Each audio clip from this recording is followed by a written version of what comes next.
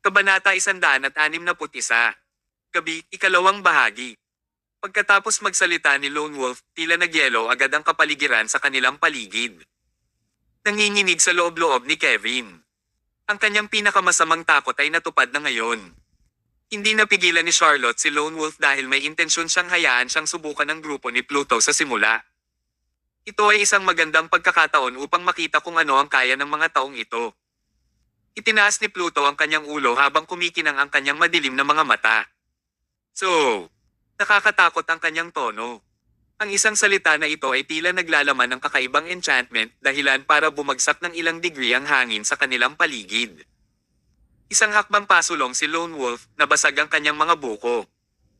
Ang aming batang miss ay hindi gumastos ng 30 milyon upang makita kang maraming nagpapalabas sa aming harapan.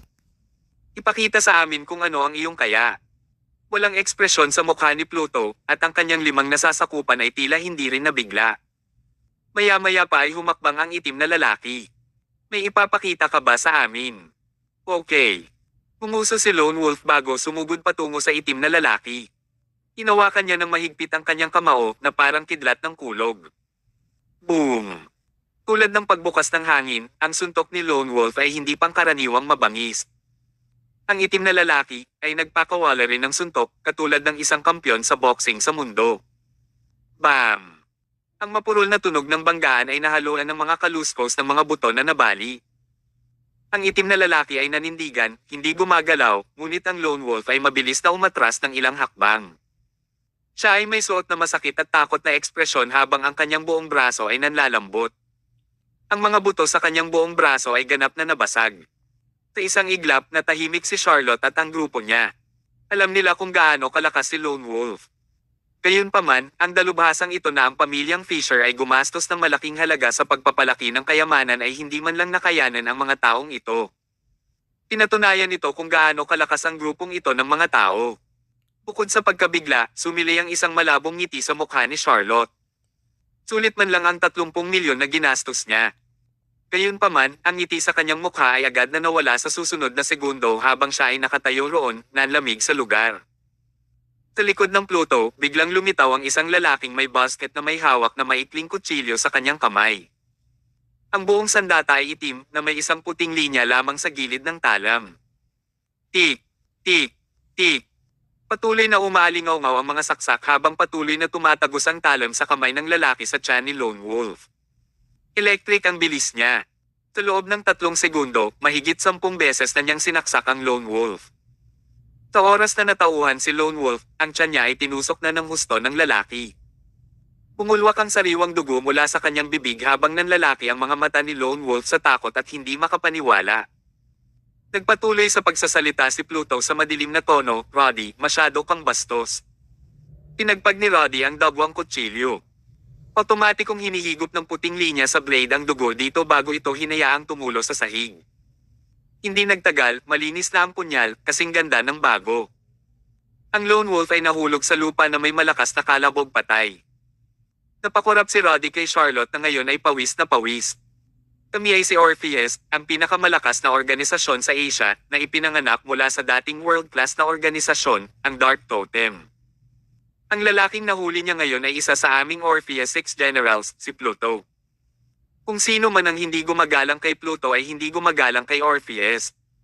Ang mga hindi gumagalang, Orpheus, kailangan ng mamatay. Sa ilang simpleng pangungusap, inihayag ni Roddy ang kanilang background at kakayahan. Tulad ng nagbabasa siya ng isang utos, ang mga salitang iyon ay nagdulot ng panginginig sa katawan ni Charlotte at ng kanyang grupo. Sa sandaling iyon, hindi nang ahas si Charlotte na magpakita ng anumang pagmamalaki. Masyadong nakakatakot ang mga taong ito. Huminga ng malalim si Kevin bago sinabing, "Mahal na mga kaibigan, huwag po kayong magalit. Wala kaming masamang loob. Medyo iba lang po ang ugali namin sa inyo. Kung nasaktan man namin kayo sa anumang paraan, patawarin mo kami." Mabilis na idinagdag ni Charlotte, Oo, wala kaming masamang hangarin. I'm so happy to be able to have your assistance. I'm grateful. Habang nagsasalita siya, mabilis na iniabot ni Charlotte ang isang debit card kay Pluto. Ito ang balanseng pagbabayad ng 15 milyong dolyar. Ibibigay niya sana ito sa kanila pagkatapos makumplito ang misyon, ngunit ayaw nang maghintay pa ni Charlotte. Hindi pa siya nakaranas ng ganoong takot sa buong buhay niya. Kinuha ni Pluto ang card. Ibigay sa akin ang lahat ng impormasyon na mayroon ka at sundin ang aking mga tagubilin. Oo. Makalipas ang kalahating oras, dinala ni Charlotte at ng kanyang grupo ang mga mersenaryo sa isang marangyang mansyon. Napakaraming pagkain at alak ang inihanda at naghihintay ang ilang kurbadang babae. Marahil ay nagugutom na sila sa bangka, kaya nang makita ni Pluto at ng kanyang grupo ang pagkain, sinimulan nila itong kainin kaagad. Kung tungkol sa mga dilag, walang nagligtas sa kanila ng isang sulyap. Paalisin ng mga babaeng ito, walang pakialam na sabi ni Pluto, kung hindi, mamamatay sila ngayong gabi. Bumilis ang tibok ng puso ni Charlotte. Ano? Paano ako? Napatingin si Pluto kay Charlotte, hindi sila interesado sa'yo. Naguguluhan si Charlotte sa galit. Walang mga salita upang ilarawan ang kanyang galit. Tinasabi ba niyang pangit si Charlotte? Sa buong buhay niya, walang nangahas na magsabi ng ganoon sa kanya. Kung ibang tao iyon, mapupunit na niya ang mga labi nila sa mukha. Gayunpaman, hindi nangahas si Charlotte na magpakita ng anumang bakas ng kawalang kasiyahan kay Pluto.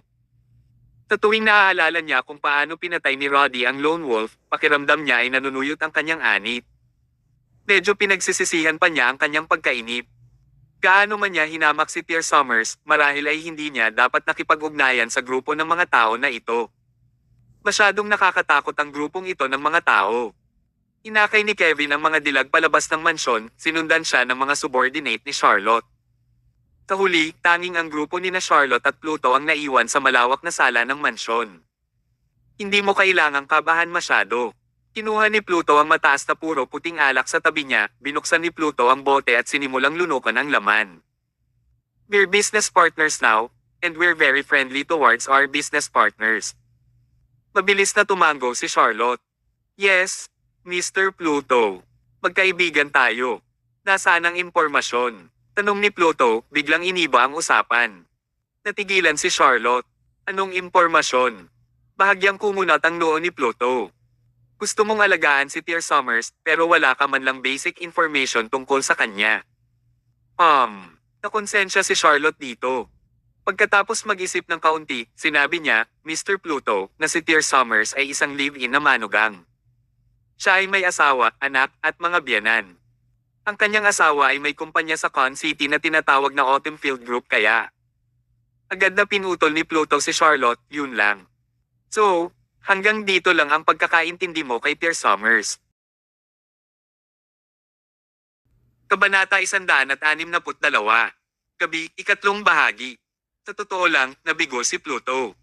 Ang isang tulala tulad ni Charlotte Fisher ay hindi karapat-dapat na maging kasosyo sa negosyo. Gayunpaman, nang maalala niya na ang kanilang orihinal na layunin ay upang harapin pa rin si Tear Summer at na ang pakikipagtulungang ito kay Charlotte ay hindi sinasadya, hindi na ito pinansin ni Pluto. Ang 30 milyong dolyar ay hindi isang maliit na halaga. Medyo namangha siya sa kung gaano kayaman ang mga tao sa Celestial Empire. Malalim ang iniisip ni Charlotte. Mr. Pluto, I don't quite understand what you mean. You mentioned that my information is only limited to this, does that mean you're unsatisfied with my intel? Alam mo ba ang nakaraan ni Tear Summers? Alam mo ba ang pagkakakilanlan ng taong ito na sinusubukan mong harapin? Sagot ni Pluto. Nakaraan. Muling natigilan si Charlotte ng 2 segundo. Ang nakaraan niya. Hindi ba pulubi lang? Isang pulubi. Halos iluwa ni Pluto ang kalahating bote ng alak na kakainom niya lang. Ang ignorante na babaeng ito ay nagsabi na ang dakilang palace master ng Regal Palace ay isang pulubi. Galit ba siya? Oh, right, Mr. Pluto? Bigla kong naalala.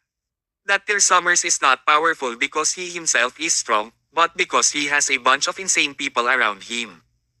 Nagtaas ng kilay si Pluto. Anong klaseng tao?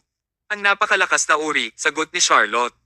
Dati, nagpadala ako ng ilang ekspertong manlalaban mula sa pamilya ko para harapin siya. Pero bago pa sila makapasok sa Con City, grabing binugbog ang mga tauhan ko ng 2 tao sa tabi niya. Pagkatapos noon, nagpadala ako ng isang tao para mag-imbestiga.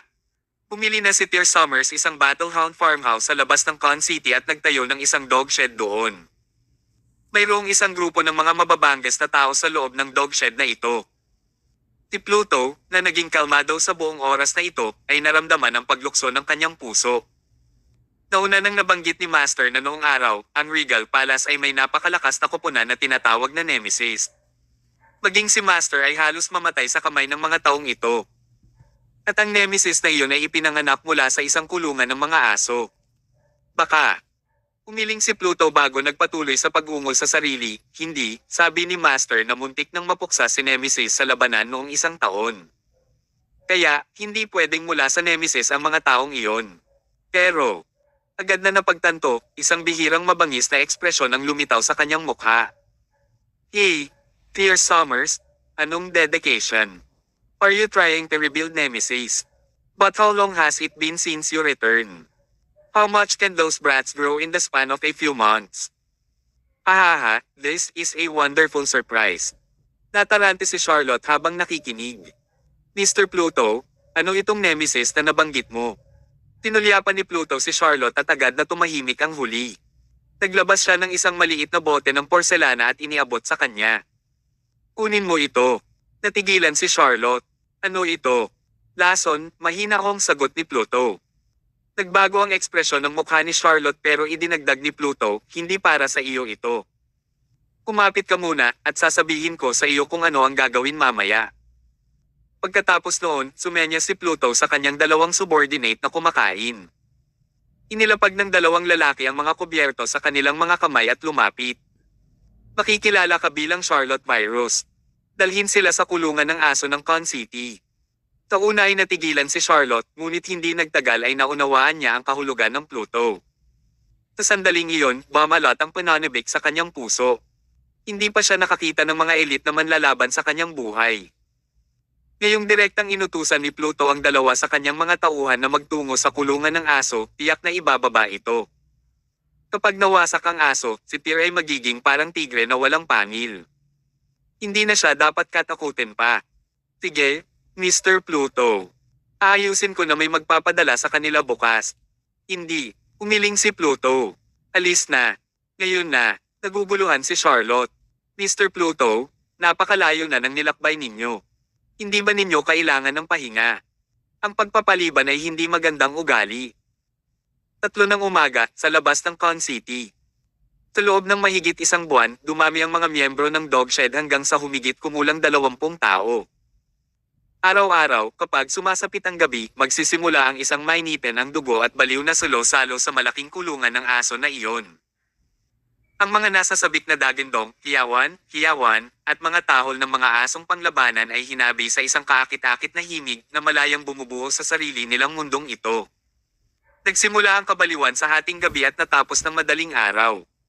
Sa loob ng mahigit isang buwan, natagpuan ni Max si Tyr ng mahigit 30 tao sa kawalan ng pag-asa. Matapos dumaan sa malupit na alituntunin ng kaligtasan, halos 1/4 ng mga tao ang namatay sa malupit na kapaligirang ito. Ang mga natitira ay pawang mga first-rate seedlings. Si Tyr ay may lubos na pagtitiwala na pagdating ng panahon, ang pangkat ng mga tao na ito ay magagawang dalhin ang kaluwalhatian ni Nemesis. Noon lang, sa loob ng kulungan ng aso, nabasag ni Stephen ang bungo ng isang battlehound. Ito na ang ikalimang battlehound na napatay niya ngayong gabi. Huminga siya ng malalim, pinunasan niya ang pawis sa noo. Bakit lalong lumalala ang kalidad ng battlehounds mula sa farmhouse na ito? Ang mga ito ngayon ay hindi na makayanan kahit isang suntok mula sa akin. Nakakatamad. Noong nakaraan, sinabi ni Max na magdadala siya ng isang grupo ng mga Tibetan Mastiff at Lobo. Gaano katagal kailangan pa ba nating maghintay? Sa katunayan, hindi dahil lumalala ang kalidad ng mga battlehounds sa farmhouse ni Max, ngunit sa halip, si Stephen at ang iba pang grupo ay lumalakas. Ito ay hindi lamang kay Stephen na hindi na natagpuan ang kapaligiran stimulating, ang mga tao na dumating sa paligid ng parehong oras sa kanya at nadama ang pareho. Ngayon, ang mga battlehounds na ito ay hindi na nagdulot ng anumang banta sa kanila, kaya naiinip na sila sa pagnanais na dalhin ni Max ang mga Lobo at Tibetan Mastiff na iyon. Inihiling pa nga ng mga lalaking ito si Max na magdala ng ilang tigre o leon. Anong kabaliwan? 3:00 pa lang ng umaga, kaya umupo si Stephen at ang grupo sa resting area, umiinom ng alak habang pinagmamasdan ng mga taong pumasok mamaya kaysa nakikipaglaban sila sa mga battlehounds. Kuya Stephen, siguro dapat tayong matuto kay Kuya Matthew at humanap ng libangan, sabi ni Martin habang kinakalampag niya ang bote ni Stephen. Agad na kumunat ang noo ni Stephen. Kalimutan mo na. Magkaiba tayo ng landas. Si Matthew ay isang fighter na may natural born power. Kahit gaano tayo magsanay, hindi natin siya may kukumpara. Kung gusto mo ng entertainment, bakit hindi tayo mag-away? Agad namang napangiti si Martin. Hindi na siya sumagot pa ng salita, bagkus ay itinaas niya ang bote ng alak sa kanyang kamay at binasag iyon sa ulo ni Stephen. Clang! Agad na itinaas ni Stephen ang isang braso para harangan ang bote at nabasag ang baso. Gayunpaman, umarte siya na parang walang nangyari at binobola ang kanyang kamao para ihagis ng suntok sa mukha ni Martin. Muling umalangaw-ngaw sa kulungan ng aso ang mga tunog ng mainit na labanan. Nang mga sandaling iyon, nasa labas ng kulungan ng aso si Matthew. Kalahating buwan na ang nakalipas, nawala na siya ng interes sa mga battlehounds, kaya pinakuha niya si Max ng isang truck na may dalawang malalaking kadena na nilagyan sa harap. Pagkatapos nito, kalagkarin niya ang maliit na truck na ito buong gabi-gabi, habang umiikot siya sa kulungan ng aso, na lumilikha ng napakalalim na mga truck ng gulong sa mga kalsadang nababalot ng damo. Habang ang shed ng aso ay nahuhulog sa sarili nitong masasayang aktibidad, maraming sinag ng mga ilaw ang sumisikat sa gabi na nagbibigay liwanag dito mula sa malayo. Maya-maya, umalangaw-ngaw sa langit ang mga tahol ng hindi mabilang na aso sa farmhouse. Kabanata 163. Magsimula ang laro ng dalawang tigre. Napahinto si Matthew na humihila ng truck habang umiikot sa kulungan ng aso. Lalong lumalakas ang tahol ng mga aso sa paligid, at sa isang iglap nilalamon ng kabaliwan ang farmhouse. Sino ang nandito? Bahagyang kumunat ang noo ni Matthew na ngayon ay malakas na bilang bundok. Sa sumunod na segundo, nakaramdam siya ng lamig sa kanyang gulugod. Nakikita daw ng aso ang hindi nakikita ng tao. Hindi kaya. Multo, ha? Kinikilabutan ako sa mga bagay na iyon. Sa sandaling iyon, ang natutulog na si Max ay nagising sa kahol. Agad siyang nagbihis at lumabas. Maya-maya pa, nakita niya ang mga sinag ng liwanag na nagniningning mula sa hindi kalayuan kaya agad siyang napangiwi. Ang sensitivity ng mga battlehound sa kanilang paligid ay higit pa sa mga lalaki. Ito ay isang mapanganib na aura. Naramdaman din ni Max ang lamig sa kanyang gulugod. Bumalik agad siya sa kwarto niya para kunin ang phone niya at i-dial ang number ni Tyr. Sa di kalayuan, 3 sasakyan ang papalapit sa dog shed. Hindi nagtagal, puminto sila sa labas ng farmhouse. Pumukas ang mga pinto at tumalon ang mahigit 10 lalaki. Karamihan ay mga subordinate ni Charlotte Fisher, bawat isa ay may dalang talam sa kanilang mga kamay. 2 sa kanila ang mga miyembro ng Orpheus na ipinadala ni Pluto. Ang isa ay si Roddy, habang ang isa naman ay lalaking nakasuot ng guwantes na bakal. Mga sir, ito po yung lugar. Yung spot na nakabukas yung ilaw ay yung dog shed. Sige. Nakayukong naglakad si Roddy at ang kasama nito patungo sa kulungan ng aso. Nang mga sandaling iyon, sa likod ng kulungan ng aso, nanginginig si Matthew habang nagtatago sa tabi ng truck. Ano ito? Lumalakas na ang mga tahol. Ilang multo ba? This is creepy. Too creepy. Maaari lamang magtago si Matthew dito ng mag-isa, harapin ang walang hangganang takot na ito. Hindi siya nang ahas na bumalik sa kulungan ng mga aso dahil kung nakita siya ni Stephen at ng mga lalaki na takot, pagtatawanan nila siya habang buhay. Talagang kakaiba para sa knucklehead na ito na hindi natatakot sa mga Diyos at hominin pa ang mga leon at tigre ng direkta na matakot sa mga multo at anumang supernatural. Kasunod ng paglangit-ngit, itinulak ang pinto ng kulungan ng aso. Pumasok ang 2 miyembro ng Orpheus sa dog shed kasama ang mga subordinate ni Charlotte. Kaagad na tumahimik ang buhay na kulungan ng aso. Sabay-sabay na napatingin ang lahat sa pinto. Nang harapin ang mga titig ng mga taong ito, ang 2 miyembro ng Orpheus ay tila hindi nabigla. Sa halip, nanginginig ang mga nasasakupan ni Charlotte na may hawak na kutsilyo. Bumangon ang gulat sa kanilang mga puso. Bakit parang mga hayop ang bawat isa sa mga taong ito? Kawili-wili. Isang excited na ngiti ang lumitaw sa mukha ng miyembro ng Orpheus na nakasuot ng guwantes na bakal. Sino ang nakakaalam na may ganoong kawili-wiling lugar? Mukhang magkakaroon tayo ng kasiyahan ngayong gabi, sabi niya, humakbang pasulong. Oo.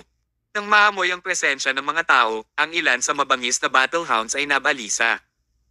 Ibinuka nila ng husto ang kanilang mga bibig, inilabas ang kanilang mga matutulis na pangil habang sila ay sumusulpot sa sobrang galit.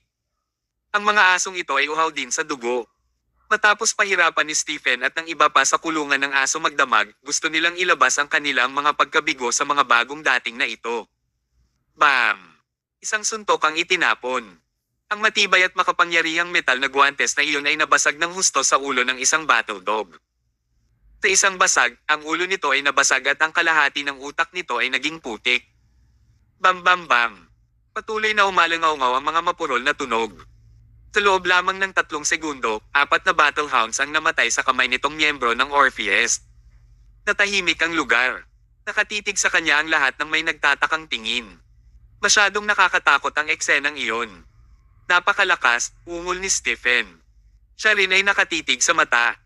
Siya na ngayon ang may kapangyarihan na harapin ang 4 na battlehounds na solo rin, ngunit hindi siya maaaring maging kasing malupit ng lalaking ito.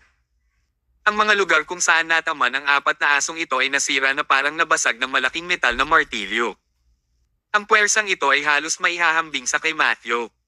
Nang makita ito ng mga nasasakupan ni Charlotte ay nagsimulang kumulo ang kanilang dugo na parang naturukan lang ng droga. Ang mga taong ito ay itinuturing na mga eksperto ng pamilya Fisher. Bagamat hindi nila maihahambing sa Lone Wolf at Larry, sila ay lubos na sanay.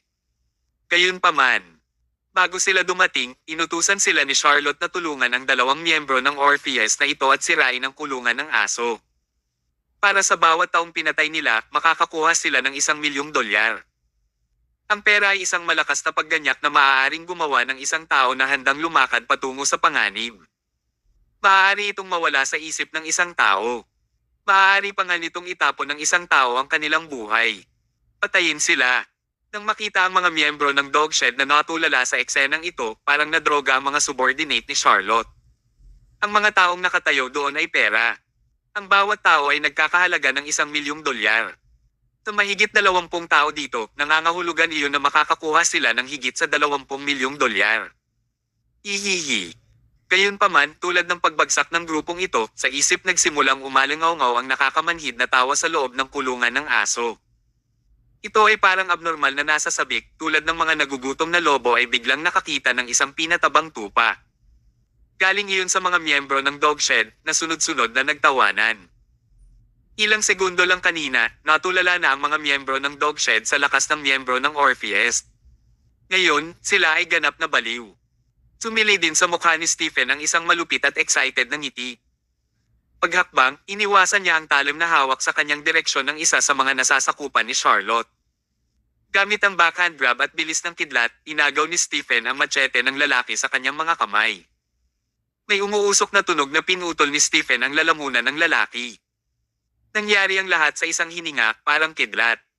Pagkatapos noon, pinasadahan ng daliri ni Stephen ang machete bago biglang ibinato ang talim sa kanyang tuhod. Naputol ang talim ng machete sa dalawa ng ganoon lang. Habang inihagis niya ang basag na sandata, halatang mas nasasabik siya. Sa loob ng mahabang panahon ngayon, ang Dogshed na ito ay hindi man lang naging hamon. Naisip lang namin na hilingin kay Mr. Cheever na kumuha ng ilang mga lobo o Tibetan Mastiff para paglaruan namin. Ngunit sino ang nakakaalam na sa halip ng mga lobo, 2 tigre ang mayroon? Nagpakita. Ahaha, kalahating buwan na, at ngayon, makakapagsaya na tayo. Habang nagsasalita siya, itinaas ni Stephen ang kanyang kamao. Ang kanyang mabangis na suntok ay nagpalipad pabalik ng ilang metro ng isa sa mga nasasakupan ni Charlotte. Mga kuya, playtime na. Lahat, ingay. Kabanata 164. Ang pinakamabangis na labanan ng Dogshed. Dagendong, dagendong. Bago dumating ang mga taong ito sa kulungan ng aso, lahat sila ay nawalan ng pag-asa at hindi natatakot sa kamatayan. Nang sila ay dinala dito ni Max, ang kanilang ligaw at primitive instincts ay agad na inilabas. Sa malupit na kapaligirang ito na idinagdag sa halo, ang kanilang panloob na potensyal ay ganap na naisaaktibo. Kaya naman, ang bilis ng kanilang pagpapabuti ay makadiyos. Higit pa rito, ang kanilang mga dignidad at pagkahumaling ay naging kanilang tanging pananampalataya. Upang maging malakas, upang maging pinakamalakas, para makuha ang respeto ng lahat sa Dogshed. Hindi nila kailanman magdudulot ng kahihiyan sa kulungan ng aso o sa pangalan ni Pierce Summers. Sa isang iglap, naghisteryoso ang pagungol ng mga miyembro ng Dogshed. Namula pa nga ang mata ng maraming tao. Ano? Anong nangyayari? Naramdaman agad ng mga nasasakupan ni Charlotte na kanina pa excited ang kanilang mga anit. Ang pakiramdam na ito ay parang biglang tumalon sa pintuan ng impyerno. Naramdaman pa ng isa sa mga lalaki ang pag-alog ng machete sa kanyang kamay. Hindi niya namamalayan na napaatras siya at maya-maya lang, isang magandang babae ang bumungad sa kanya. Sa kanyang mahaba at maaliwalas na itim na buhok, kapansin-pansing mga tampok, at kagaya ng nyebe na balat, siya ay mas nakamamanghang kaysa sa mga sikat na bituin sa pelikula. Ang babaeng ito ay si Vanessa Harris. Ang gandang babae.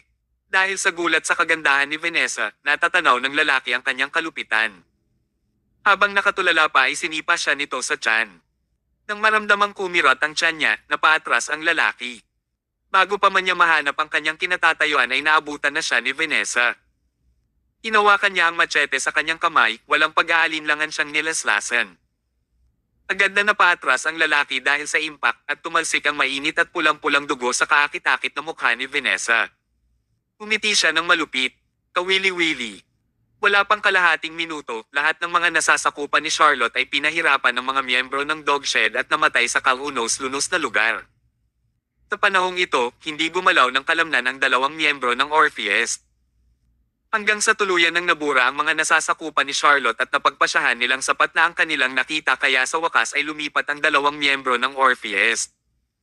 Tulad ng dalawang sumasabog na bala, ang mga lalaki ay sumugod pasulong na pinupuntiri ang mga miyembro ng Dogshed. Bam! Isang paputok na suntok ng isang miyembro ng Orpheus ang isa sa mga miyembro ng Dogshed na lumilipad pabalik ng 8 metro.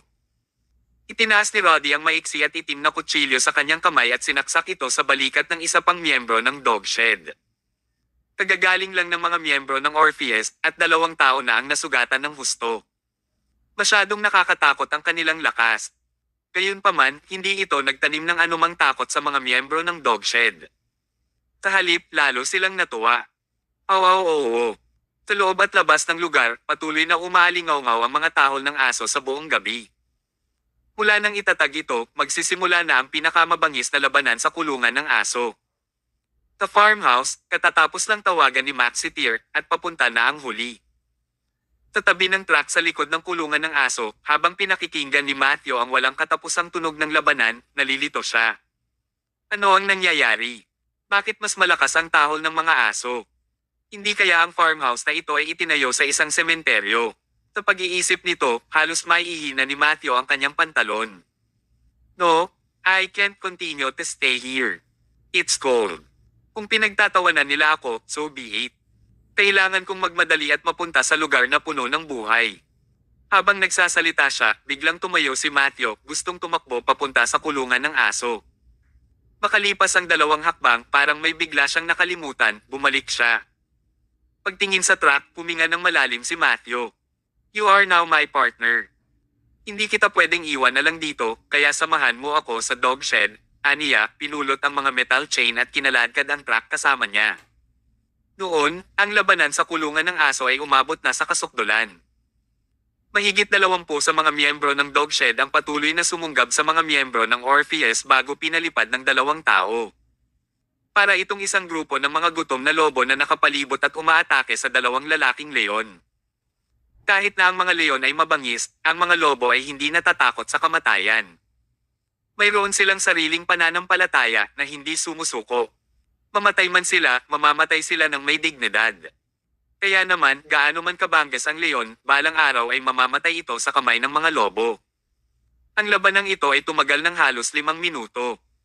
Mula sa inisyal na bilang ng 22 bilang ng Dogshed, sila ay bumaba na ngayon sa 18 na may 4 na patay at halos kalahati ng natitira ay lubhang nasugatan.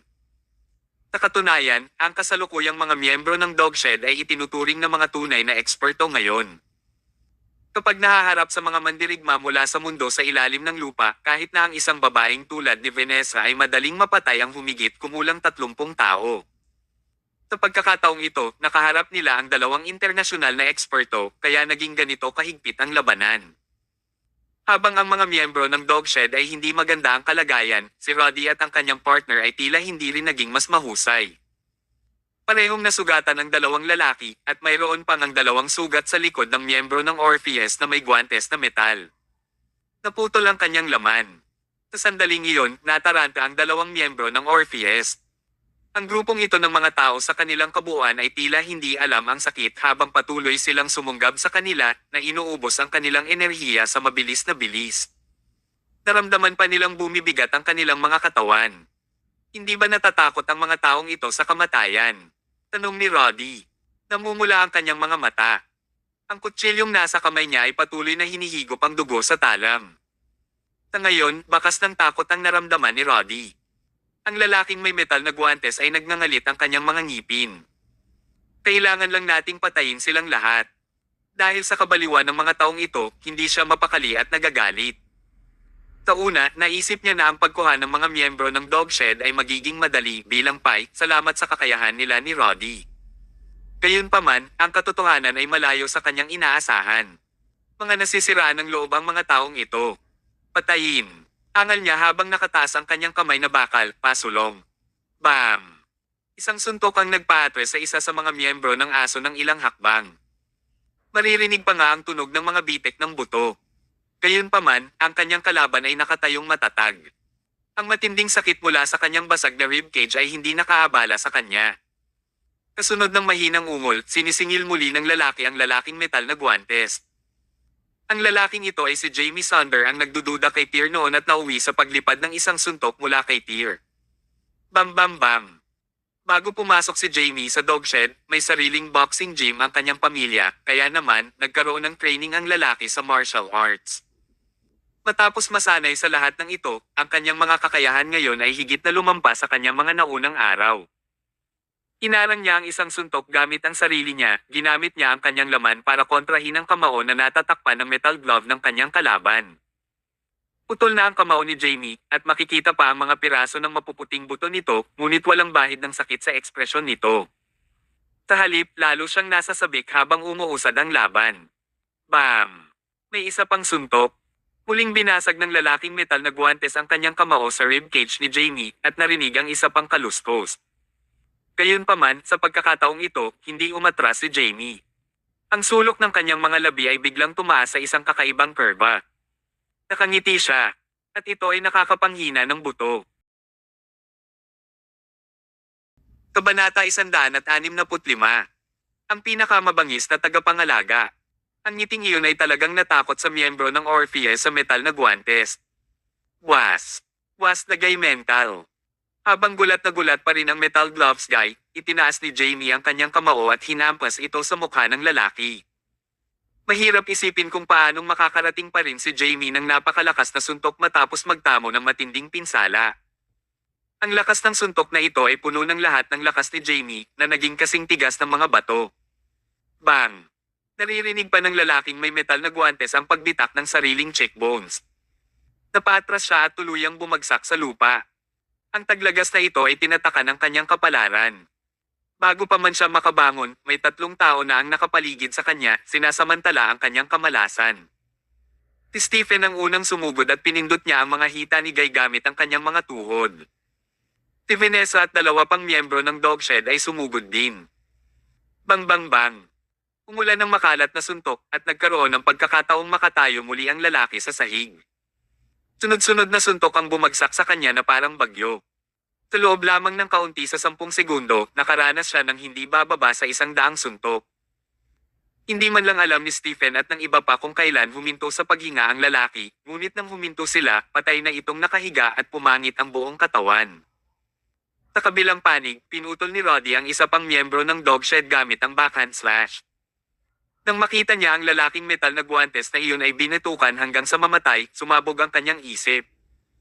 Huminga ng malalim at basang-basa ng pawis, malapit na siyang mag-collapse sa pagod. Nakawalan ng pag-asa. Isang walang katulad na pakiramdam ng kawalan ng pag-asa ang lumitaw sa kanyang puso. Ito ba ay isang joke? Paano nagkakaroon ng ganitong grupo ng mga tao sa mundo? Agad na kumalat ang kawalan ng pag-asa sa buong pagkatao ni Roddy. Dati siyang itinuturing na isang nangungunang aso sa labas ng bansa, ngunit ngayon, kumpara sa mga taong ito, pakiramdam niya ay isa lamang siyang Alapiers. Matatapang. Mga nasisiraan na kayong lahat. Tigaw niya. Habang pinagmamasdan niya ang disfigured body ng metal gloves guy, naramdaman ni Roddy na bumagsak ang kanyang sarili. Hindi pa niya naranasan ang ganoong desperasyon. Paano naging tao ang mga taong ito? Lahat sila ay mga demonyo, bawat isa sa kanila. Isang boses ang paulit-ulit na umuugong sa isip ni Roddy, "Run.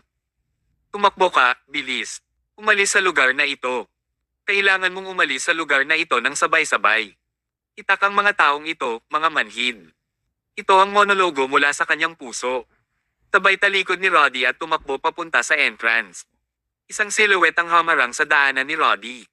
Sa tingin mo saan ka tumatakbo? Ang lalaking ito ay si Martin Jakeman.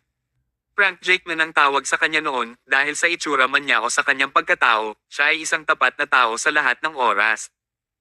Gayunpaman, ang kasalukuyang Martin Jakeman ay talagang mukhang isang tagapag-alaga, isang tagapagtanggol tulad ng kanyang pangalan. Ang kanyang ekspresyon ay ligaw, nakakakilabot, at uhaw sa dugo. Pakiramdam ni Roddy ay nasisiraan na siya. Sumuko pa siya sa pagtatangkang salakayin si Martin at dumiretso na lang sa pintuan. Ngunit paano siya hinayaan ni Martin na makatakas? Siya na ang pinakamalapit kay Roddy ngayon at tila hindi nabigla sa one-on-one na labanan. Si Martin ay tunay na tulad ng isang tagapag-alaga habang siya ay nakabantay sa pintuan. Ang lalaking ito, si Roddy, ay nakapatay ng napakarami sa kanyang mga kasama sa kulungan ng aso. Siguradong hindi niya ito hahayaang makatakas. Kung hindi, ang kanyang mga nahulog na kasamahan sa kulungan ng aso ay hindi makakapagpahinga sa kapayapaan. "Bugbugin mo," sigaw ni Roddy habang hinahampas si Martin. Dahil sa hindi niya naiwasan ang matulin na talam ni Roddy, buong tapang na tinamaan ni Martin ang kanyang dibdib. Gayunpaman, hindi kailanman lumayo si Martin. Itinaas niya ang kanyang kamao at ibinato iyon kay Roddy. "Magwala ka." Tuluyan nang nawala sa isip si Roddy. Tinuntok niya ng suntok si Martin na nabasag ang mga buto sa braso ng huli. Gayunpaman, nakabantay pa rin si Martin sa pintuan, hindi inilipat ang kanyang posisyon. "Nasisiraan ka ba?" Namumula ang mga mata ni Roddy nang isaksak niya ang maikling kutsilyo sa kilikili ni Martin. Ang maikling talam ay lubhang matalim at maaaring tumanggal ng bakal na parang putik. Na may paitaas na ugoy, ses. Ang braso ni Martin ay naputol ng talam ni Roddy, tulad ng kung paano pinutol ni Goofo ang braso ni Yang Goo sa Legend of the Condor Heroes. Isang kalunos-lunos na sigaw ang umalangaw-ngaw sa loob ng shed. Halos himatayan si Martin sa sakit, ngunit patuloy niyang binabantayan ang pinto. Siya ay talagang isang tunay na tagapag-alaga. Hanggat humihinga pa siya, haharangin niya ang pintong ito at pananatilihin si Roddy dito. Paano kung mawalan siya ng braso? Paano kung mawalan siya ng buhay? Ang itinapon ng aso ay may dignidad at kaluwalhatian. Habang ang grupong ito ng mga tao ay gumugugol ng gabi-gabi na nakikipag-away sa lugar na ito, kahit na gustong yakapin ang isa't isa sa lupa, mayroon pa ring kakaibang ugnayan sa pagitan nila. At ang baklod na ito ay lumampas sa buhay at kamatayan. Kung gusto ng lalaking ito na patayin ang kanyang mga kapatid sa kulungan ng aso at umalis, kailangan muna niyang humingi ng pahintulot ni Martin. "Pumunta ka sa impyerno," sigaw ng isang ganap na desperado na si Roddy. Si Martin Jakeman, na sa una ay hindi nakayanan ng kahit ilang suntok kay Roddy, ngayon ay nagmistulang isang hindi magagalaw na bundok sa kanyang nanghihimasok. Nasaraan na ng loob na iwinagayway ni Roddy ang maikling kutsilyo sa kanyang kamay bago diretsong itinutok sa puso ni Martin.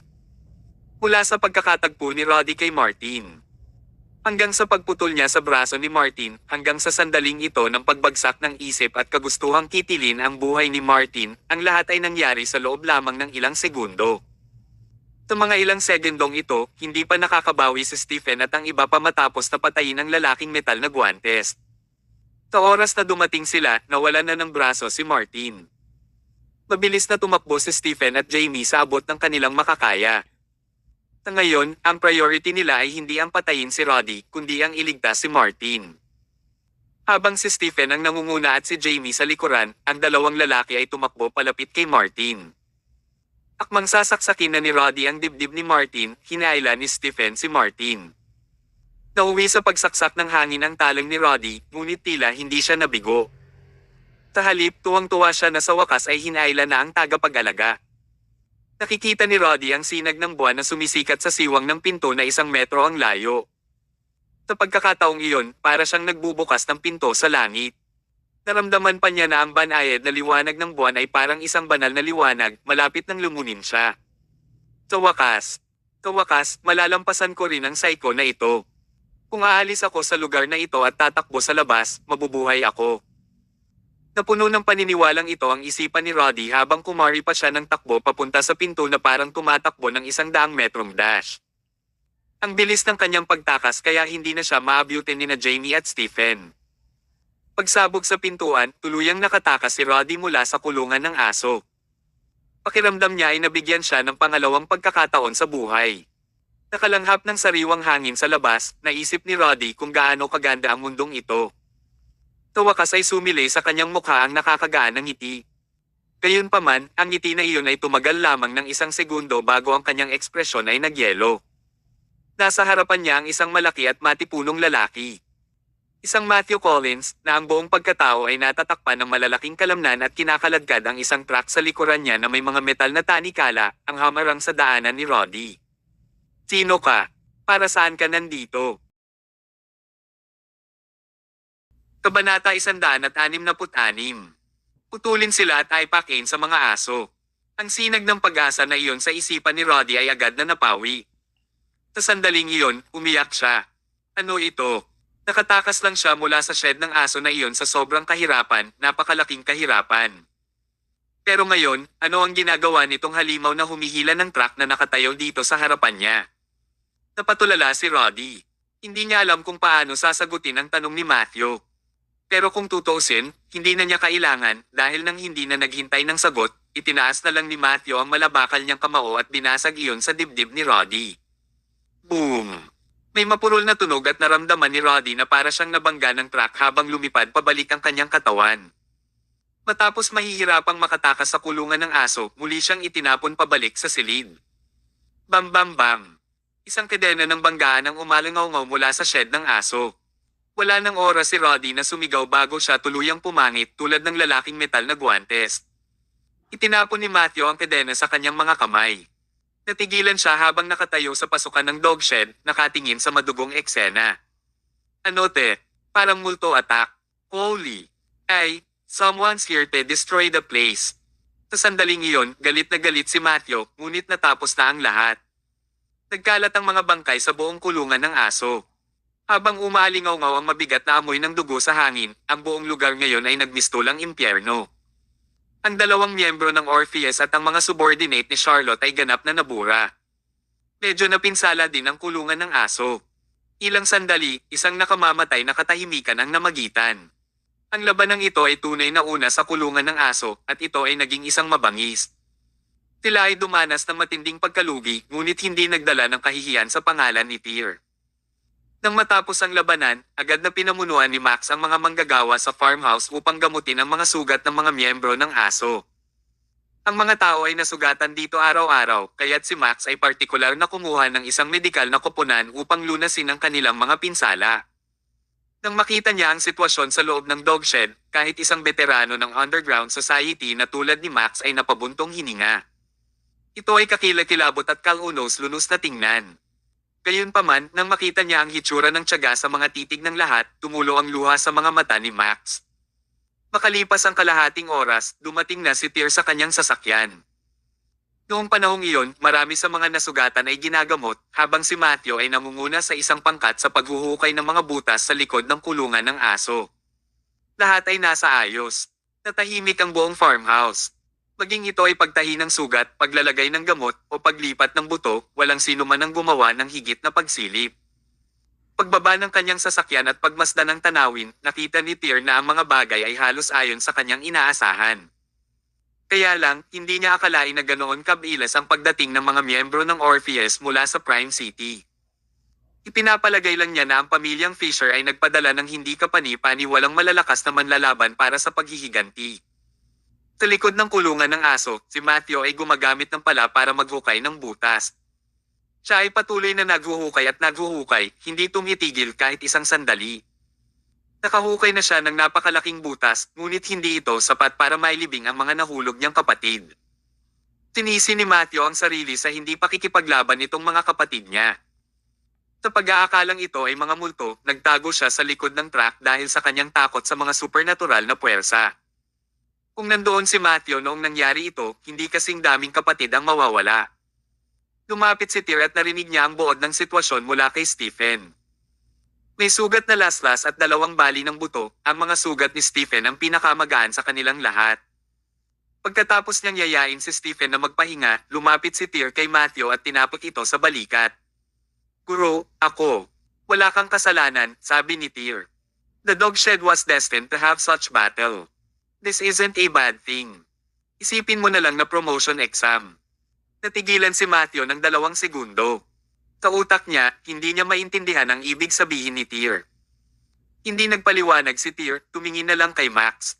Nakuha mo na ba ang tabula sayon? Tumango si Max. Ang kulungan ng aso sa una ay may 22 miyembro. Sa labanang ito, 6 ang namatay na nag-iwan ng 16 na tao. Ang natitirang 16 na tao ay pawang sugatan at marami ang nagtamo ng matinding pinsala. Gayunpaman, sa kanilang mga konstitusyon sa katawan at boss, ang iyong gamot, lahat sila ay ganap na gagaling. Tanging ang naputol na kaliwang braso lang ni Martin ang hindi na namin maidugtong muli. Hindi namin maasikaso iyon dito, kaya kumuha ako ng isang tao upang ipadala siya sa ospital. Sige. Bahagyang tumango si Tyr. Kahit ganito na ang pagtatapos sa dami ng namamatay, walang bakas ng lungkot sa mukha ni Tyr. Parang walang kinalaman ang mga namatay na ito sa kanya. Pero, hindi naman cold-blooded si Tyr, kundi dahil nasanay na siya. Ang mga pagkatalo mula sa labanang iyon noong 1 taon ay hindi mabilang na mas masahol pa kaysa rito. Kasama sa labanang iyon ang libu-libong kalalakihan sa isang isla sa karagatang Pasipiko, at tumagal ito ng 1 araw at gabi. Sa kabila ng napakaraming eksperto sa Nemesis, muntik na silang ma-wipe out, 5 miyembro na lang ang natitira. Paanong hindi masakit ang puso ni Tyr? Siyempre, masakit ang puso niya. Siya ang number 0 ni Nemesis. Siya rin ay nagsimula sa kulungan ng aso at umakyat, hakbang-hakbang. Bawat miyembro ng Nemesis ay isang mabuting kaibigan niya. Sa sandaling tinahak nila ang landas na ito, hindi maiiwasan ang kamatayan at pagam. Bilang buhay, ang tanging magagawa ni Tyr ay dalhin ang kaluwalhatian ng kanyang mga nawawalang kapatid at magpatuloy.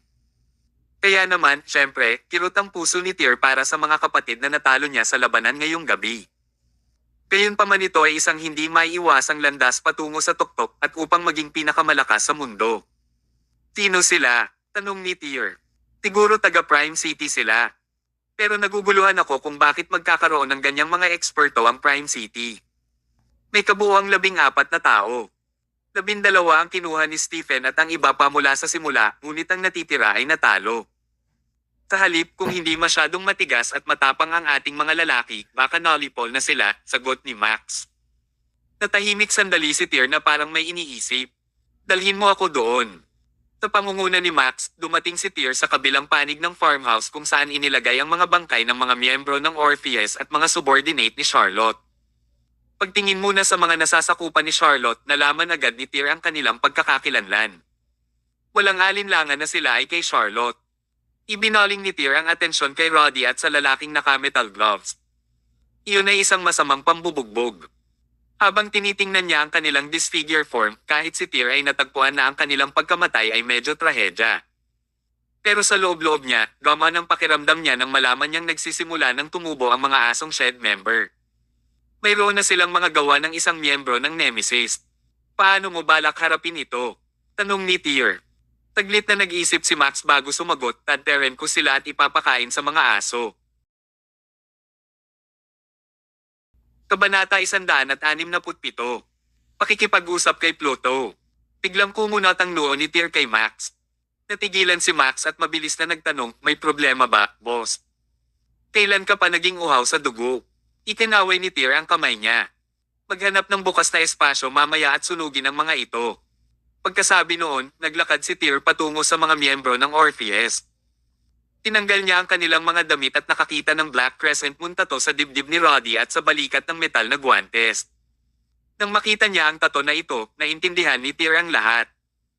Noong nakaraan, may itim na logo ng kabilugan ng buwan ng Shadow Totem. Ngayon, ang mga logo sa katawan ng mga taong ito ay Crescent Moon.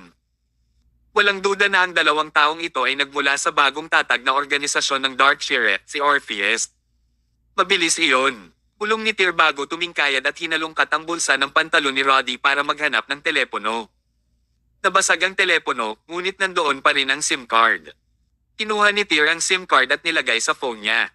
Pagkatapos noon, ibinalik niya ang telepono sa katawan ni Roddy. Sunugin ito. Oo. Pumalik si Tyr sa likod ng kulungan ng aso. Nakumpleto ang paghuhukay at maayos na inilalagay ni Matthew ang kanyang mga kapatid sa butas. Madilim ang ekspresyon niya kasabay ng pagtulo ng luha sa kanyang mga mata. Nakakaramdam ng pagsisisi. Tanong ni Tyr habang papunta kay Matthew. Nang lumingon si Matthew kay Tyr, duguan ang mga mata nito. Kuro, hindi ako makalaban kasama ng mga kapatid ko sa kulungan ng aso. I've told you that it was not your fault, inulit ni Tyr kay Matthew ang sinabi niya kanina. Gusto mo bang ipaghiganti ang mga kapatid mo sa kulungan ng aso? Naningkit ang mga mata ni Matthew. Master, ibig mong sabihin. Ilibing mo sila dali. Isasama kita para sa paghihiganti mamaya. Hindi mo kailangang manatiling malungkot. Ang mga namatay ay mamamahinga sa kapayapaan habang ang mga nabubuhay ay magtataglay ng kanilang pananampalataya at magpapatuloy sa pagsulong. Pagkasabi noon, nagsindi si Tyr ng sigarilyo na bihira niyang gawin at tumalikod para umalis. Hindi nagtagal, lumitaw ang unang sinag ng sikat ng araw mula sa silangan. Nandito na ang bukang liwayway at maliwanag ang langit. Sa pagkakataong iyon, tumunog ang telepono ni Tyr. Ang caller ID ay nagpakita ng kombinasyon ng hindi kilalang numero na tumatawag sa SIM card ni Roddy. Tinanggap ni Tyr ang tawag at umagos ang boses ni Pluto mula sa kabilang dulo. Tyr Summers. Ang unang sinabi ni Pluto ay ang pangalan ni Tyr, mukhang nahulaan na niya kung paano haantong ang kanyang mga nasasakupan. Sino ka mula sa Orpheus 6 Generals? Prangka rin si Tyr. Pluto, diretsong sagot ni Pluto. Mukhang minaliit ko iyong dog shed. Hindi ko akalain na mawawala ang dalawa kong kapatid doon. International experts sila. Umalaklak si Tyr. International experts. I think you've misunderstood the term international experts. Itong dalawang kapatid mo ay namatay ng trahedya at ganap na pumangit. I can guarantee you na kahit makita mo sila ngayon, hindi mo sila makikilala. Natahimik si Pluto ng 2 segundo bago siya tumawa. Tyr Summers, sinabi ni Master na makapangyarihan ka at hindi natin dapat pabayaan ang ating mga bantay, ngunit hindi ako naniwala sa kanya. Palagi kong iniisip na nagmalabis si Master. Hindi ako makapaniwala sa isang tao kahit na sa ang kanyang 30s ay maaaring talunin ang aking Panginoon. Humisi si Tyr. Inaasahan na hindi ka maniniwala sa kanya. Pagkatapos ng lahat, ang iyong Panginoon, si Darkshire, ay lubos na makapangyarihan sa kanyang sarili. Gayunpaman, mayroong isang kasabihan na palaging may mas mahusay. Pluto, di ba? Nandito ka sa Celestial Empire upang mag-ingat sa akin. Kaya sabihin sa akin ang iyong lokasyon at pupunta ako at hahanapin ka ngayon. Gayunpaman, biglang natahimik si Pluto sa kabilang dulo. Umuso si Tyr. Natatakot ka ba? Natatakot ka na hinahanap kita, pero di ba sabi mo hindi ka naniniwala na hindi ako malakas? Dahil pumunta ka dito, dapat tinutukan mo ang ulo ko. Kaya ako naman nabigyan ka ng pagkakataong maglagay ng bitag sa iyong tabi. Sa kabilang dulo, nanatiling tahimik si Pluto. Wala ka bang lakas ng loob para dito? Ahaha, Orpheus is trapped? Go yourselves, 6 generals. Cowards. Tyr Summers, sinusubukan mo bang i-provoke ako? Matapos ang mahabang katahimikan, sa wakas ay nagsalita si Pluto. Kalmado at madilim pa rin ang boses niya, ngunit alam ni Tyr na hindi siya mapakali. I'm just asking if you have the guts. Dagdag pa ni Tyr, if you say yes, I'll come over now. But if you don't, that's okay. Finding out where you are is not too hard a task. You should know that as Regal Palace's Palace Master, there's walang hirap sa paggawa niyan. Hehe, tumawa si Pluto. Tyr Summers, hindi ako natatakot sa iyo. Simula nang pumunta ako dito, hindi ko na naisip na iwasan ka. Ang 13 mansyon sa Peninsular Garden ng Prime City. Hihintayin ko ang iyong dakilang presensya. Pagkatapos sabihin niyon, narinig ang dial tone na nagpapahiwatig ng pagtatapos ng tawag. Sa tabi ni Tyr, narinig ni Max ang buod ng pag-uusap nila ni Pluto. Naging balisa siya. Kuya Tyr, may balak ka ba talagang pumunta? Delikado. Sagot ni Tyr, hindi si Pluto ang klase ng mob boss na kilala mo. Simple lang ang paraan nila ng paggawa, kaya walang usapan na delikado ito o hindi. Kung hindi ko siya hahanapin ngayon, hahanapin niya. Lumapit ka sa akin sa wakas. Ngunit, wala akong oras para maghintay. Siya ay isang mapanganib na tao. Sa sobrang tagal ng pagkakakilala ni Max kay Tyr, ito ang unang beses na marinig ni Max ang ganoong kaseryosohan sa tono ni Tyr. Bagamat wala itong napatunayan, hindi kailanman nagpakita ng ganoong panig si Tyr. Dati, binigyan ng pakiramdam ni Tyr si Max na parang naglalaro siya ng isang King's Game in reality. Ang lalaki ay isang bug at siya ay hindi magagapi. Ngunit ngayon, naramdaman ni Max na inisip ni Tyr ang taong Pluto na iyon bilang isang karapat-dapat na kalaban. Walang ibang sinabi si Tyr. Tinala niya si Matthew at binigyan siya ng pagkakataong maghiganti sa kanya. Pagkatapos nito, nagmaneho ang dalawa patungo sa Prime City ng Riverdale Province. Sa ngayon, lumipas na ang bukang liwayway at unti-unting sumisikat ang araw sa silangan. Ang sikat ng araw ay sumikat sa mga lupain na nagpainit sa kanilang mga katawan. Umaga ay dito. Pagkalipas ng 2 oras, gamit ang GPS, narating ni Tyr at Matthew ang mga mansyon sa Peninsular Garden ng Prime City. Nagtungo ang dalawa sa ika-13 unit. Sa sandaling iyon, nakasandal si Pluto sa isang sofa sa sala ng mansyon na nagpapahinga sa kanyang mga mata. Biglang bumukas ang kanyang mga mata nang kumislap ang isang komplikadong kislap sa kanila. Nandito siya. Kabanata 168. Falcon. Sa tabi ni Pluto, ang itim na lalaki at si Black Rose ay sumigla din. May malabong ngiti sa mukha ni Pluto. Kasama ang dalawa pang kasunod, lumabas siya ng pinto. Ang mga ibon ay huni sa labas sa hardin. Sa ngayon, malapit na mag-alas 9. Ang araw ay sumisikat at ito ay mainit-init. Gayunpaman, habang naglalakad si Tyr at Matthew patungo sa mansyon, ang aura na kanilang pinalalabas ay tila agad na nagbababa ng temperatura sa kanilang paligid. Kawakas, pumasok si Tyr at Matthew sa threshold ng mansyon, pumasok sa loob. Sa kanilang tapat, nakatayo si Pluto at ang iba pa, hindi kumikibo. Nang magtama ang kanilang mga titig, tuluyang pumutok ang mga labi ni Pluto sa isang mahinang ngiti. The Master of Rainey's Regal Palace, Tyr Summers. What a honor! Narinig ko na ang pangalan mo mula kay Master ng higit sa isang beses. Maganda ang reputasyon mo. Sabi ni Master, napakalakas mo, isang genuine Oriental Dragon. Ako din nakita mo ang iyong larawan, ngunit mas bata ka pa sa totoong buhay kumpara sa iyong larawan. Mahirap isipin na maaari mong pamunuan ang Regal Palace. Si Pluto ay hindi isang taong maraming salita, ngunit nagsalita siya ng higit kaysa karaniwan pagkatapos na makilala si Tyr. Maliwanag na nadama ni Pluto na pinarangalan ang pagkakatalaga sa misyong ito mula sa Darkshire. Dahil nasa harapan niya mismo ang lalaking nakatayo sa ibabaw ng food chain. Kayong tatlo lang. Malamig na sumulyap si Tyr, parang dismayado. Hindi pa ba sapat? Dagdag pa ni Pluto, kayong dalawa lang din. Habang nagsasalita siya, iniabot ni Pluto ang kanyang kanang kamay, at sa tabi niya, nagdala si Black Rose ng 2 baso ng alak, inilagay ang isa sa kamay ni Pluto. Itinaas ni Pluto ang alak sa kanyang kamay kay Tyr. Palace Master Summers, may karangalan ba akong uminom ng toast kasama mo? You're not qualified biglang sagot ni Tyr. Marahil ang iyong Panginoon na si Darkshire lang ang maaaring magkaroon ng ganitong karangalan. Ikaw naman, pinaponte ka ni Darkshire dito para mamatay, pero napakasaya mo pa rin. Bahagyang kumunat ang noo ni Pluto. Dahil hindi umiinom si Tyr, binasag niya ang baso sa lupa. Tyr Summers, itigil mo na ang pagmamaliit sa mga tao. Dahil pumunta ka dito ngayon, may tiwala akong hindi ka napapayagang bumalik. Ngayon, ang Panginoon ng palasyo ng Regal Palace ay mamamatay sa aking mga kamay, at bukas ay makikilala ang aking pangalan sa buong mundo. Medyo ko pa na panabik sa tuwing naiisip ko ito. Bahagyang kumerba ang labi ni Tyr. Bago ako pumunta dito, binigyan kita ng pagkakataong mag-set up ng bitag para sa akin, pero parang medyo nagtiwala ka sa sarili. Itong bitag na na-set up mo, wala masyadong makikita.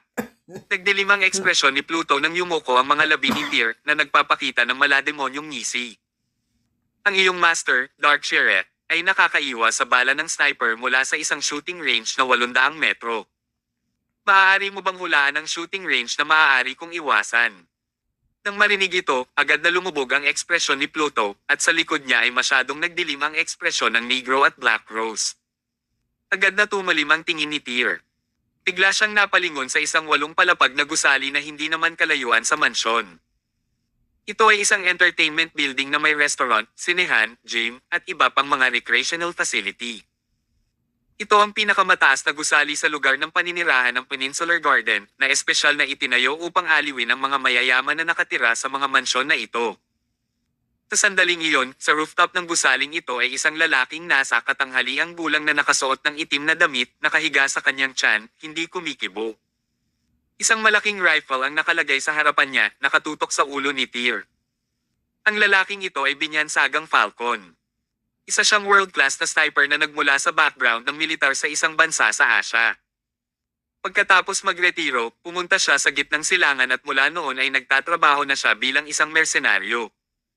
Susunod, siya ay hinikayat ni Darkshire para sumali sa Orpheus. Sa mga kasalukuyang miyembro ng Orpheus na gumamit ng mga baril, ang pagiging marksman ni Falcon ay pangatlo. Para sa misyon na ito ng pakikitungo kay Tyr.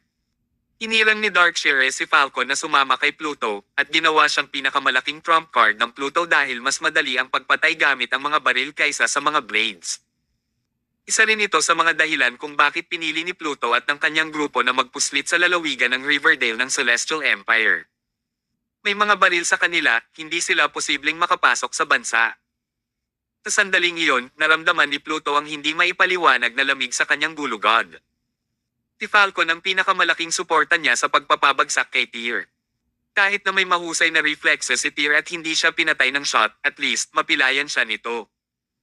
Gayunpaman, sino ang nakakaalam na sa sandaling dumating si Tyr dito, napansin niya ang presensya ni Falcon. Dahil napansin ni Tyr si Falcon, magkakaroon pa kaya sila ng pagkakataon.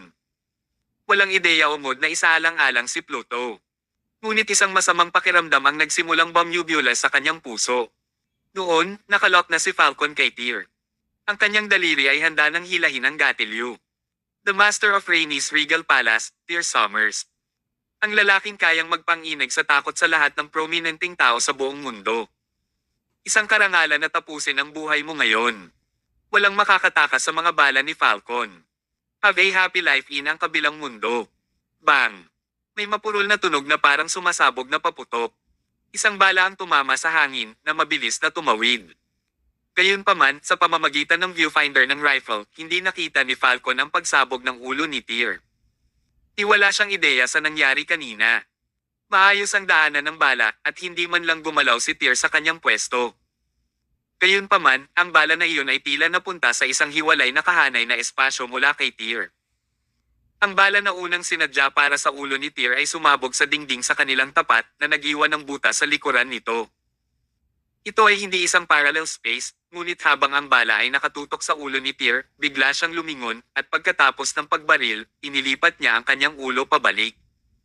At ganoon din, naiwasan niya ang putok sa bilis na hindi napapansin ng mata. Isang lamig ang dumaloy sa gulugod ni Falcon. Ito ang unang pagkakataon na hindi siya nakaligtaan, at nagdulot ito ng matinding suntok sa kanya. Para sa isang elite na sniper na tulad niya, may panuntunan na huwag mag-second shot.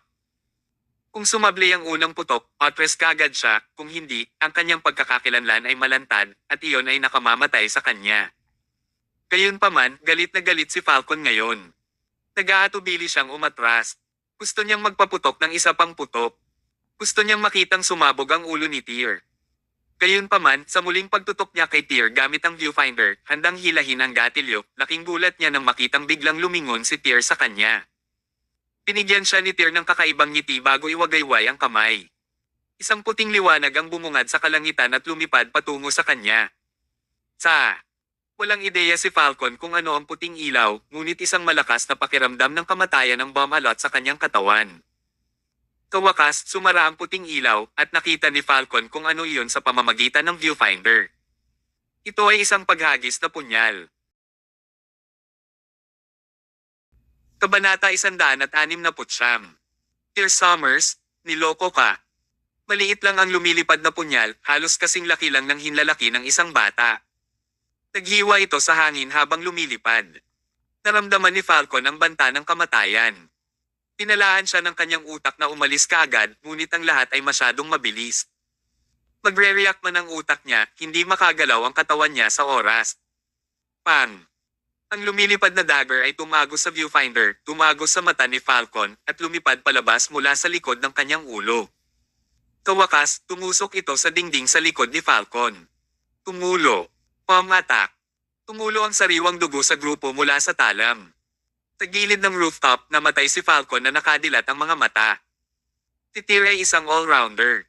Magaling pa siya sa mga flying dagger at hidden weapons. Gayunpaman, nakakagulat na ang kanyang paghagis ay maaaring magkaroon ng parehong epekto bilang isang rifle. Ito ay masyadong nakakatakot at perwisyo. Nakita ng Orpheus Trio ang kilos ni Tyr. Bagamat hindi nila makita kung paano tumagos ang punyal ni Tyr sa ulo ni Falcon sa rooftop, hindi nagpaputok ng pangalawang putok si Falcon.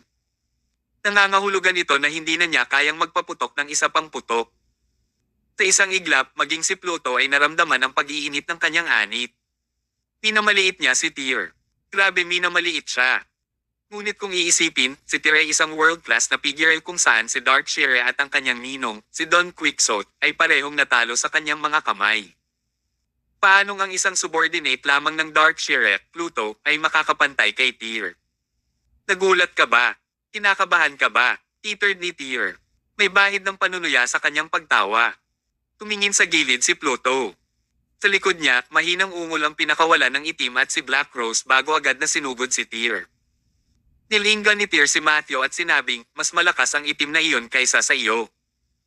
Kung matatalo mo siya ngayon, natapos mo na ang unang pagsusulit mo tulad ng mga kapatid mo sa dogshed kagabi para matagumpay na ma-promote. Sa simpleng pag-iisip ni Matthew. Wala siyang ideya kung ano ang ibig sabihin ni Tyr, ngunit para sa isang buko na tulad niya, alam niya na ang kanyang tungkulin ay talunin ang kanyang kalaban. Bam! Pinato ng itim na lalaki si Matthew ng suntok. Nang dumating si Matthew, ang suntok ng itim na lalaki ay nabasag sa kanyang dibdib.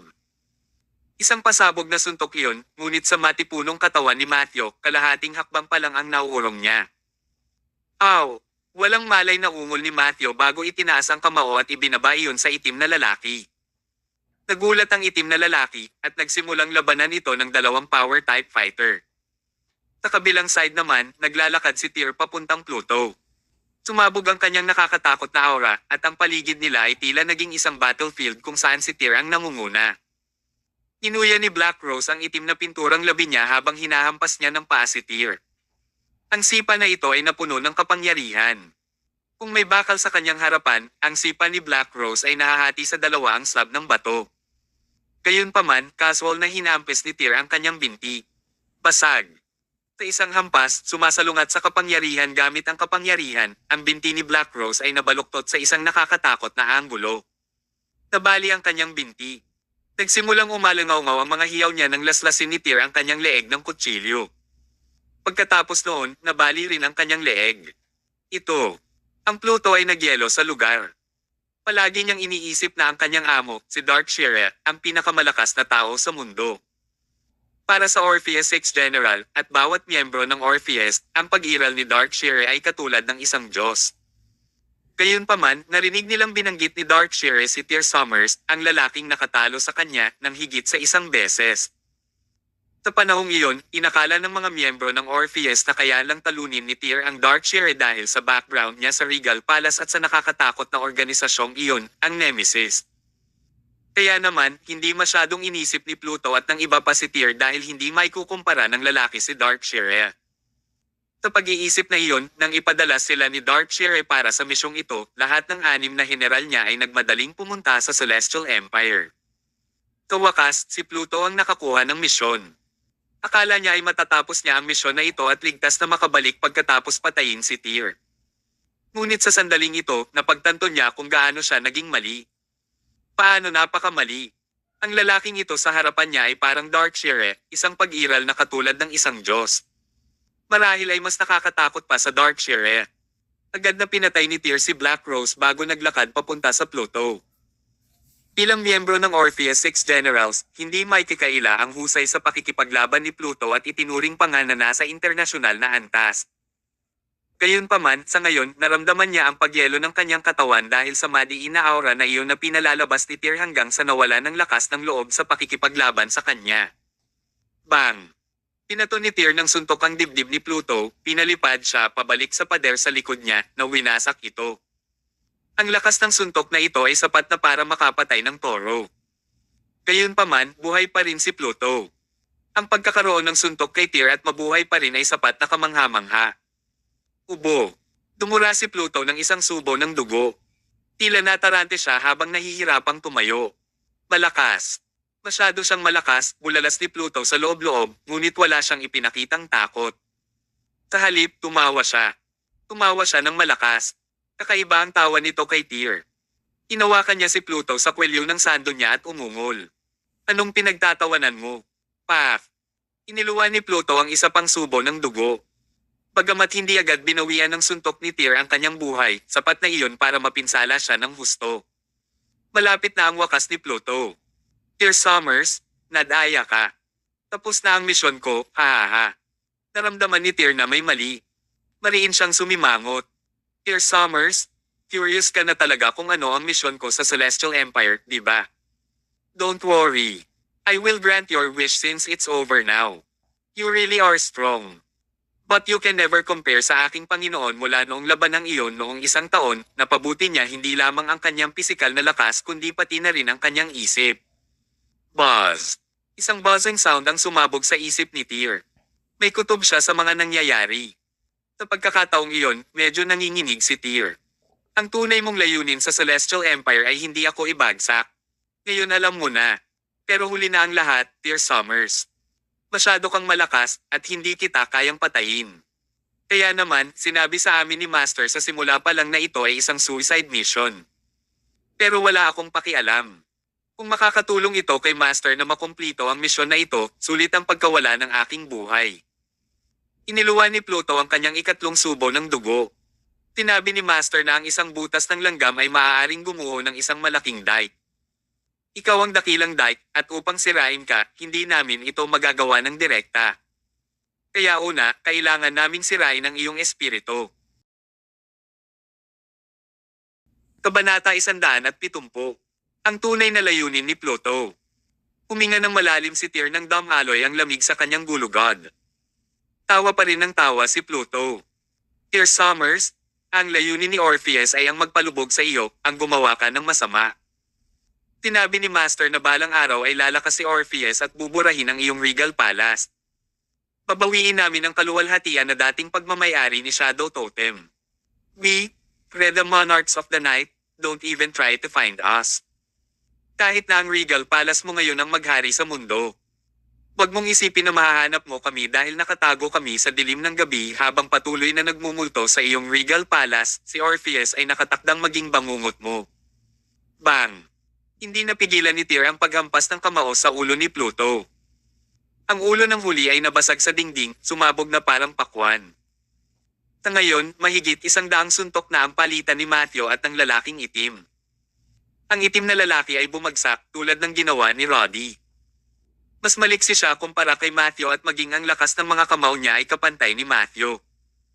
Kaya naman, si Matthew ay nakakuha ng hindi bababa sa 3 beses ang pinsala mula sa simula kumpara sa itim na lalaki. Gayunpaman, nakakabaliw ang pisikal na pagtutol ni Matthew. Ang lahat ng mga suntok na ito ay nagpalubog sa kanyang dibdib, ngunit hindi siya nakagawa ng kahit isang ugong. Hindi lang siya tahimik, nakangiti rin siya. Ito ay isang mabangis na ngiti, isang baluktot na ngiti, isang ngiti na nakakatusok sa anit. Bam! Ang huling suntok mula kay Matthew ay nagpalipad pabalik sa itim na lalaki ng 8 metro. Ang itim na lalaki ay nawasak. Hindi kailanman sa kanyang pinakamaligaw na panaginip ay makikita niya ang kanyang sarili na makakatagpo ng ganoong kakaiba sa Celestial Empire. Bagaman hindi ko alam kung ano ang ibig sabihin ni Master kanina, alam kong dapat lang nabugbugin kita hanggang mamatay. Bam! Isang huling mabigat na suntok ang ginawa ni Matthew sa dibdib ng itim na lalaki. Bumukas ang dibdib ng huli at agad itong binawian ng buhay. Master, nanalo ako. Nabugbog ko siya hanggang mamatay. Excited na sumasayaw si Matthew. Gayunpaman, hindi siya pinuri ni Tyr gaya ng inaasahan niya. Sa halip, ang kanyang ekspresyon ay madilim na parang madilim na tubig, at ang pagalit na aura na kanyang pinalalabas ay kahit na ginawang kakaiba tulad ni Matthew na nanginginig sa takot. Master, ikaw, anong meron? Mag-isa kang sumakay ng taxi pabalik sa Con City, simpleng bilin ni Tyr. Pagkatapos noon, mabilis siyang tumakbo palabas ng mansyon, sumakay sa kanyang sasakyan, at nagmamadaling tinungo ang Con City. Noon, mataas na ang araw sa langit. Hindi nakabukas ang aircon sa sasakyan, pero parang yelo ang loob. Magulo ang puso ni Tyr na parang tambak ng scrambled codeng. Masyado siyang pabaya. Hindi siya ang dapat sisihin sa pagiging pabaya. Walang sino man ang makakapagpalagay na si Darkshire ang magpapagawa kay Pluto ng ganoong mga kaayusan. Palaging inaakala ni Tyr na ang Orpheus ni Darkshire at ang mga piling pamilya sa Prime City ay magkakaroon ng iba't ibang paraan ng paggawa ng mga bagay. Pagkatapos ng lahat, ang kanilang antas ay nasa ibang sukat, kaya hindi naisip ni Tyr na gagamit si Orpheus ng anumang mga underhanded na pamamaraan. Pero nagkamali si Tyr. Maling-mali. Hindi niya mababago ang kanyang regular na pag-iisip, ngunit ganap na nagbago ang Darkshire pagkatapos maranasan ang epic battle na iyon noong nakaraang taon. Ang tunay na katakutin ng isang tao ay hindi kung gaano siya kalakas. Ang isip niya ang susi. Ang pagiging walang prinsipyo sa mga taktika ay ang susi sa mga susi. Ang layunin ni Darkshire sa pagpapadala kay Pluto dito ay hindi kailanman upang labanan si Tyr ngunit upang harapin ang pamilya ni Tyr sa Con City. At nahulaan na ni Tyr na hindi papatayin ni Pluto ang kanyang pamilya. Sa halip, gagamitin niya ang pinakamalupit at pinakamahabang paraan para pahirapan sila. Kung mananatili sa pagpapahirap ang pamilya ni Tyr, patuloy na malulunod si Tyr sa sakit. Ang mabagal na paglubog na ito ay magiging sanhi ng kanyang pagkabulok. Tulad ng sinabi ni Pluto, ito ang kanilang pangunahing layunin at layunin. Hindi nila kayang patayin si Tyr at hindi nila kailanman binalak na patayin siya. Ngunit sisirain nila ang kanyang espiritu. Inaakay ang tigre palabas ng kanyang lungga, nagpapakumbabang mga pag-atake dito at doon habang palihim na tumitawid sa ilog. Parang simpleng taktika lang ang lahat, ngunit sakop nito ang lahat. Hindi man lang nakabantay si Tyr dito. Sa oras na napagtanto niya, huli na ang lahat. Nagdadrive si Tyr habang nilalabas niya ang phone niya para tawagan si Winifred. Natapos ang tawag at mula sa kabilang dulo ang boses ni Winifred. Anong meron, Tyr? Magaling si Winifred. Nakahinga muna ng maluwag si Tyr bago muling na-tense. Magsisimula na ang bakasyon ni Blair ngayon ha? Oo, tama, sagot ni Winifred. Hiting gabi ka na umalis, kaya inaalagaan ni nanay si Blair ngayon. May problema ba, Tyr? Biglang pinatay ni Tyr ang tawag. Ito ang kauna-unahang pagkakataon na binitawan niya si Winifred bago matapos ang usapan. Tapos, tinawagan niya si Helen. Noon lang. Sa may gate ng Lilac Kindergarten, bitbit ni Blair ang kanyang school bag habang may hawak na malaking lollipop at exam paper sa kanyang mga kamay habang masayang lumabas ng school ground. Lola, nang makitang naghihintay si Helen sa gate, agad na tumakbo si Blair palapit sa kanya. Little baggage, kumusta ka sa exams mo? Nakangiting tanong ni Helen. Masayang iwinagayway ni Blair ang kanyang mga exam paper sa harap ni Helen. Lola, nakuha ko lahat ng 10 sagot sa matematika ng tama at nakakuha ako ng buong marka. Pinigyan ako ng guro ng isang malaking lollipop bilang gantimpala. Hinawakan ni Helen ang kamay ni Blair na may matingkad ng ngiti. Little baggage, napakatalino mo. Ngumuso si Blair. Nangako si Lola kay Blair na kapag nakakuha ako ng buong marka, itigil mo na ang pagtawag sa akin na little baggage. Sabi ni Daddy, hindi magandang palayaw ang little baggage. Umalaklak si Helen. Okay. Itigil na si Lola sa pagtawag sa'yo ng little baggage. Blair sweetheart ang itatawag ko sa'yo. Pagkatapos noon, uuwi na sana si Helen kasama si Blair. Gayunpaman, sa sandaling iyon, isang itim na mamahaling sasakyan ang tumakbo at huminto sa tabi ni na Helen at Blair. Bumukas ang pinto at lumabas ang isang katamtamang hitsura, ngunit nakadamit na dalaga. Si Charlotte Fisher iyon. Nakasunod sa kanyang likuran ang 2 malalaking lalaking nakaitim. Blair Zia, right. Kaibigan ako ng tatay mo. Napangiti si Charlotte habang nakatingin kay Blair. Pagkatapos noon, lumapit siya, gustong hawakan ang kamay ni Blair, ngunit nagtago ang batang babae sa likod ni Helen dahil sa reflex. Sino ka? Maingat na tanong ni Helen. Tagot ni Charlotte, I'm a friend of dear Summers. He asked me to deliver something to his daughter. Habang nagsasalita siya, nakangiting inilabas ni Charlotte ang isang maliit na itim na porcelain vial. Ito ang ibinigay ni Pluto sa kanya. Little Blair, bakit hindi kita bigyan ng matamis? Naramdaman ni Helen na may mali. Hinawakan niya ang kamay ni Blair, gustong umalis. Gayunpaman, agad na sinunggaban ng dalawang malalaking lalaki sa likod ni Charlotte si Helen. Pagkatapos nun, hinawakan ni Charlotte si Blair siya. Kinurot niya ang bibig ng batang babae, inilabas ang takip sa bote ng porselana, at pinasok ang isang itim na tableta sa kanyang bibig.